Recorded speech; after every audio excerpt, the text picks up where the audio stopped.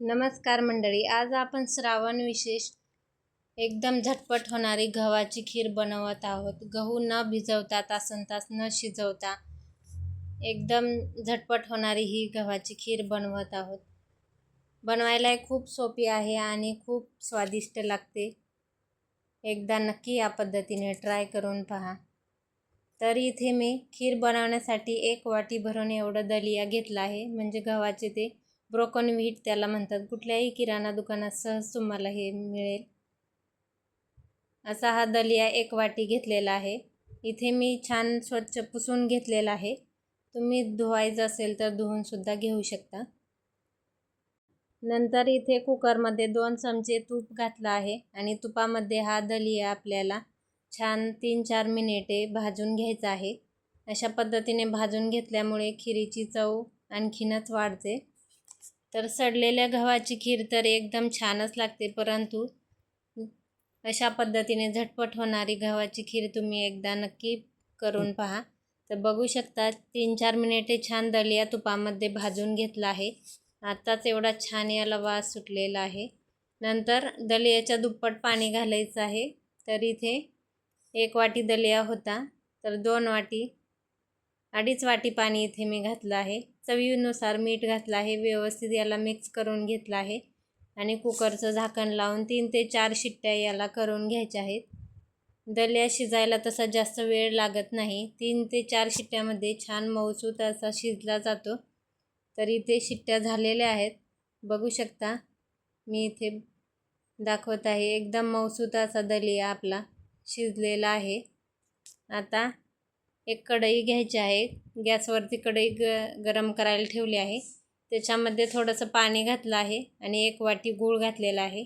जेवढा दलिया वापरायला तेवढाच गूळसुद्धा वापरायचा आहे, म्हणजे गोड खीर आपली तयार होते। जास्त फिक्की खीर चांगली लागत नाही, त्यामुळे जेवढा दलिया असेल तेवढाच गूळ वापरा।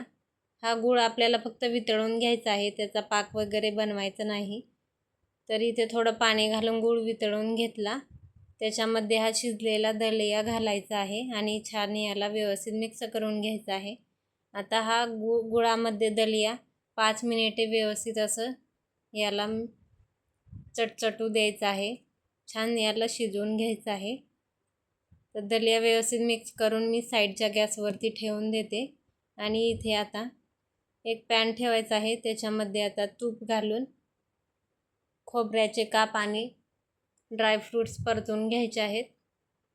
तर पातळ पातळ असे खोबऱ्याचे काप केले आहेत, किंवा तुम्ही नारळसुद्धा वापरू शकता। नारळ असेल तर आणखीनच चव छान लागते। आणि इथे खोबरे थोडेसे परतल्यानंतर काजू बदामसुद्धा त्याच्यातच मी परतवून घेत आहे। हे परतून साईडला ठेवून देऊया आणि नंतर दलियाची कढई आहे ती याच्यावरती ठेवायची आहे। आता दलिया 3-4 मिनिटे थोडा याच्यात शिजला होता। आता याच्यामध्ये थोडंसं दूध घालून झाकण ठेवून आणखी 5 मिनिटे याला दणदणीत अशी वाफ काढून घ्यायची आहे, म्हणजे एकदम मऊसूत असा हा दलिया खीर आपली तयार होती। तर इथे मी दूध घातलं आहे आणि मिक्स करून झाकण ठेवून याला आणखी 5-10 मिनिटे छान दुधामध्ये शिजवून घ्यायचं आहे। तुम्हाला दूध नसेल वापरायचं तर नाही वापरलं तरीसुद्धा चालेल। तर 5 मिनिटानंतर एकदा झाकण काढून याला मिक्स करून घेते आणि आणखी 1-2 मिनिटे याला वाफ काढून घ्यायची आहे, म्हणजे सुटसुटीत अशी ही आपली गव्हाची खीर बनवून तयार होते, एकदम लापसीसारखी। आता तुम्ही बघू शकता दुधाचं पूर्ण प्रमाण इथे कमी झालेलं आहे। एकदम मऊसूत मोकळा मोकळा असं हे आपली गव्हाची खीर झालेली आहे। आता तळलेले ड्रायफ्रूट्स याच्यावरती घालायचे आहेत। 1 चमचा विलायची पावडर घालत आहे आणि थोडंसं जायफळ याच्यामध्ये किसून घालायचं आहे। जायफळमुळे याला आणखीनच छान चव येते। कुठल्याही गोड पदार्थामध्ये, गुळाच्या गोड पदार्थामध्ये थोडंसं जायफळ नक्की घालत जावा, त्यामुळे त्या पदार्थाची चव खूप वाढते आणखीनच। तर बघू शकता एकदम छान आपली खीर तयार झालेली आहे। तर आता श्रावण महिन्यात नागपंचमीला आवर्जून अशी गव्हाची खीर नैवेद्याला बनवली जाते। तर या नागपंचमीला तुम्ही अशी गव्हाची खीर झटपट होणारी नक्की ट्राय करा आणि आवडला असेल व्हिडिओ तर एक लाईक नक्की करा, व्हिडिओ जास्तीत जास्त शेअर करा आणि चॅनेलला जर अजून सबस्क्राईब केलं नसेल तर प्लीज सबस्क्राईब करा. धन्यवाद.